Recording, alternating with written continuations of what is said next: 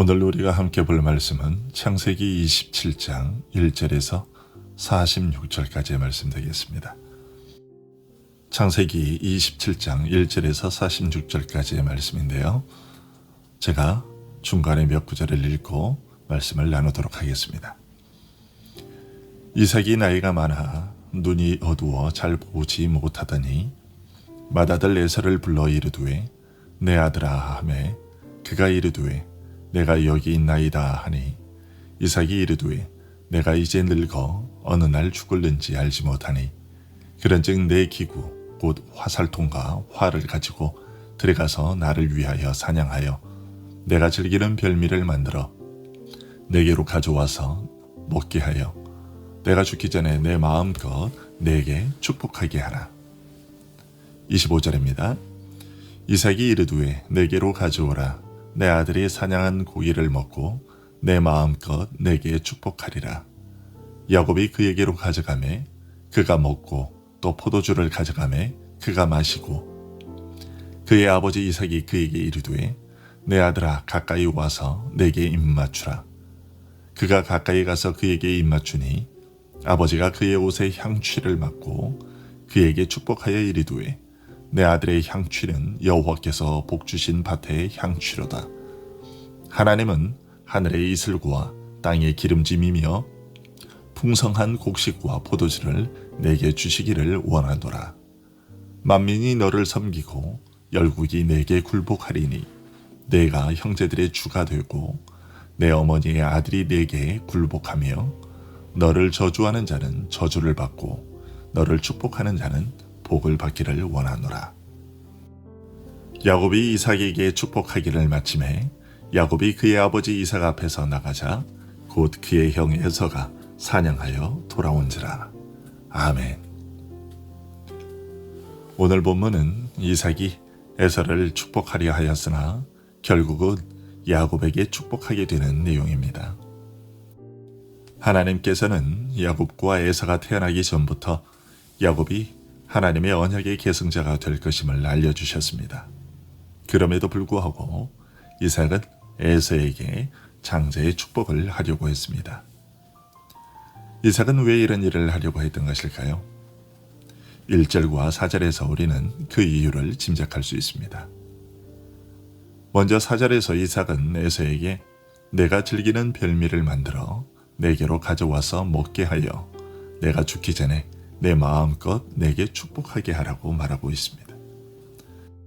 이것은 그가 자신의 육신의 욕심, 곧 에서가 사냥하여 온 짐승을 먹는 재미 때문에 에서를 야곱보다 더 아꼈고 그래서 에서를 상속자로 세우려 했던 것을 포기하지 않았다는 것을 보여줍니다. 더군다나 에서는 상속자를 세우는 일반 법칙에 따르기에 아무 문제가 없는 맏아들이었습니다. 하지만 1절은 이런 이삭의 생각이 올바른 것이 아니었다는 것을 보여줍니다. 1절에 이삭이 나이가 많아 눈이 어두워 잘 보지 못하더니 라는 말은 이런 결정을 내린 이삭이 단순히 육적인 눈만 어두워진 것이 아니라 영적인 분별력 또한 흐려져 있었다는 것을 보여줍니다. 이삭이 영적인 눈이 어두워져서 참으로 누가 약속의 상속자가 될 것인지 하나님의 뜻이 어디에 있는지 제대로 파악하지 못했다는 것이죠. 이런 사실에서 우리가 얻게 되는 교훈은 무엇일까요? 그것은 영적인 눈이 어두워지면 육적인 욕심에 이끌리는 마음이 더욱 커지고 결국에는 하나님의 뜻이 아님에도 불구하고 그 일을 선택하게 되고 만다는 것입니다. 따라서 우리는 영적인 눈이 어두워지지 않도록 늘 깨어 있어야 하겠습니다. 그런데 이런 이삭의 계획을 그의 아내 리브카가 알게 되었습니다. 그리고 이 사실을 둘째 아들 야곱에게 알리고 8절부터 10절의 말로 권합니다.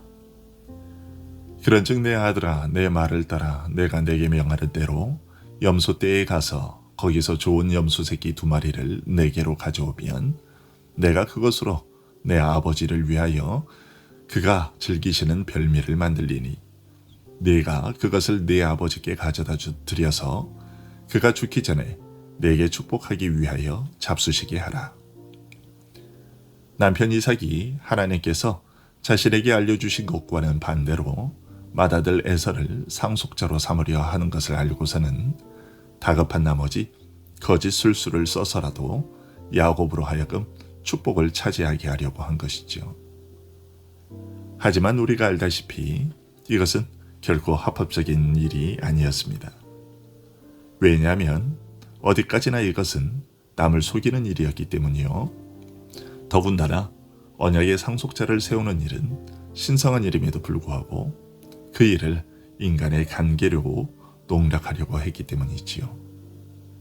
뿐만 아니라 13절에서 리브가는 아버지에게 속임수를 들키면 어떡하느냐고 두려워하는 야곱에게 너의 저주는 내게로 돌리리니 라고 말함으로써 주제넘게 저주를 자청하고 나섰습니다.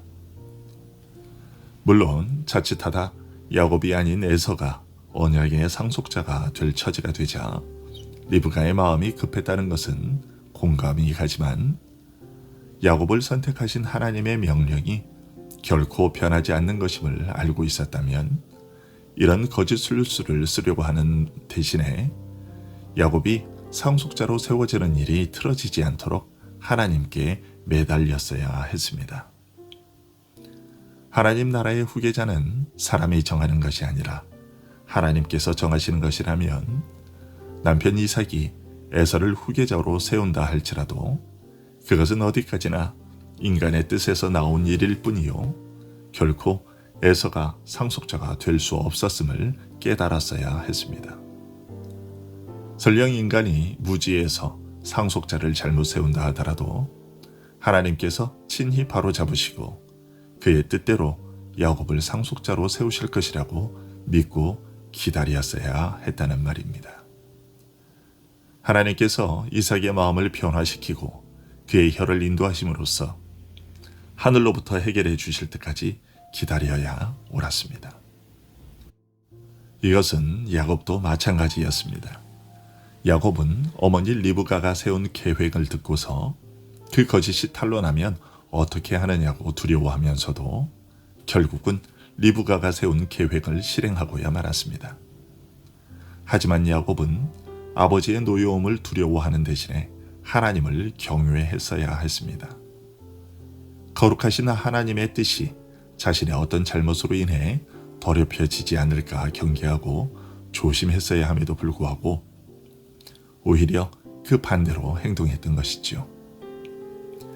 우리는 이런 리브가와 야곱의 모습에서도 한 가지 교훈을 얻게 됩니다.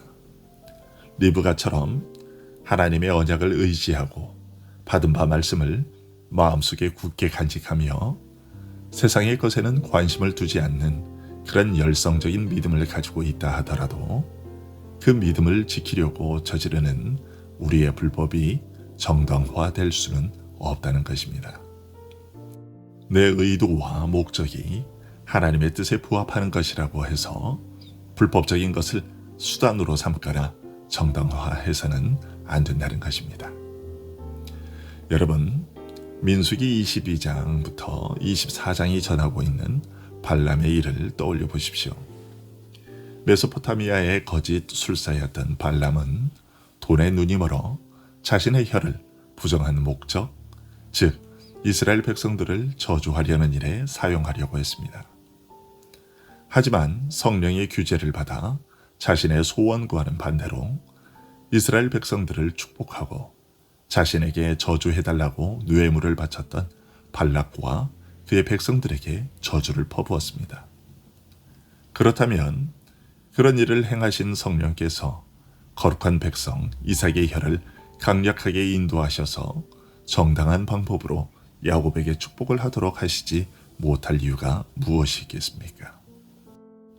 우리는 사도 바울이 로마서 5장 20절에서 죄가 더한 곳에 은혜가 더욱 넘쳤다고 말하면서도 곧바로 로마서 6장 1절과 2절에서 그런즉 우리가 무슨 말 하리요? 은혜를 더하게 하려고 죄에 거하겠느뇨? 그럴 수 없느니라. 죄에 대하여 죽은 우리가 어찌 그 가운데 더 살리요 라고 말한 것을 기억해야 합니다. 말씀을 읽고 싶어 성경을 도둑질했다는 것이 합법화될 수 없는 것과 같은 것이죠.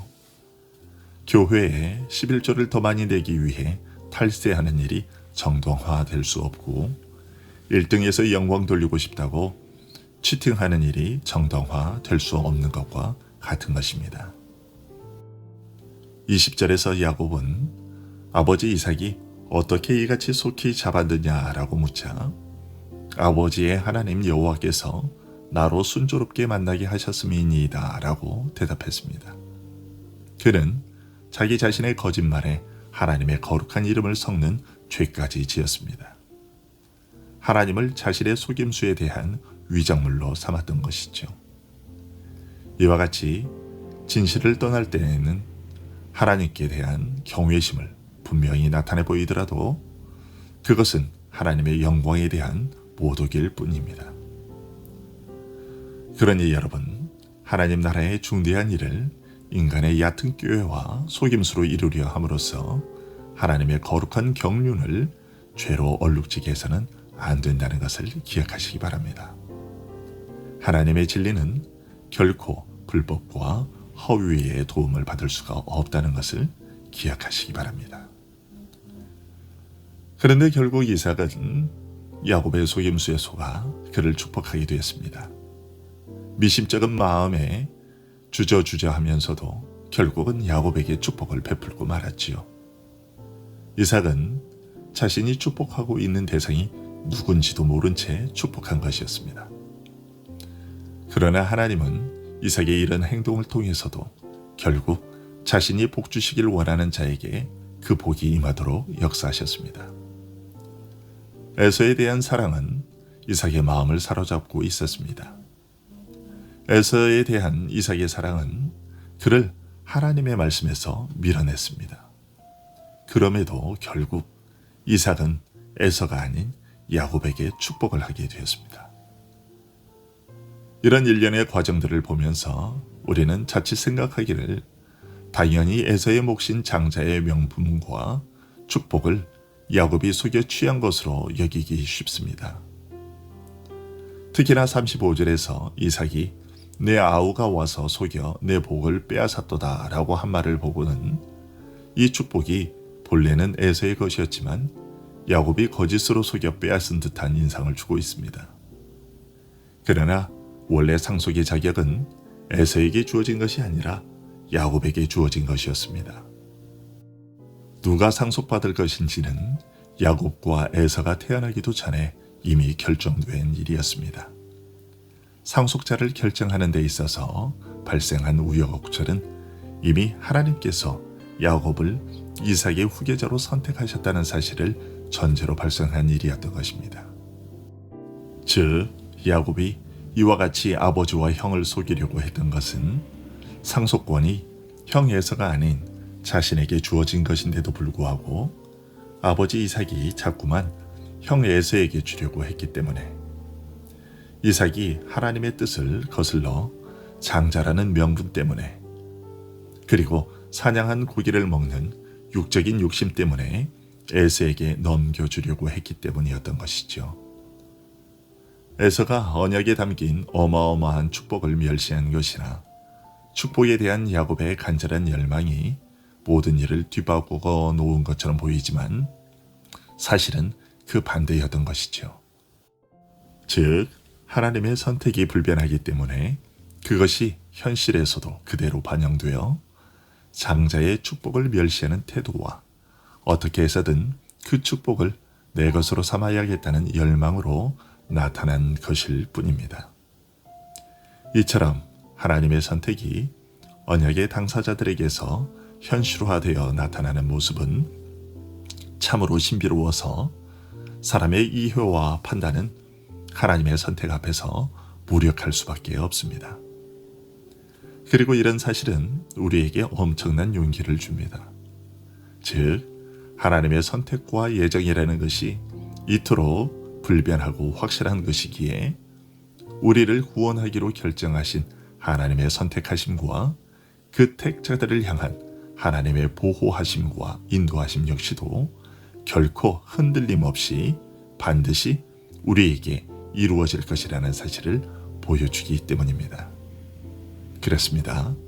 여러분, 세상은, 마귀는 오늘도 우리를 향한 하나님의 언약의 성취를 흔들고 뒤바꾸어 보려고 노력할 것이지만, 하나님은 그 어떤 술수에도 불구하고 우리를 향해 정해 놓으신 하나님의 그 축복하심이 반드시 임하게 하실 것입니다.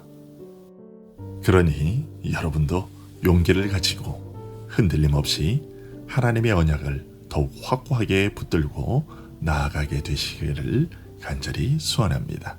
기도하겠습니다.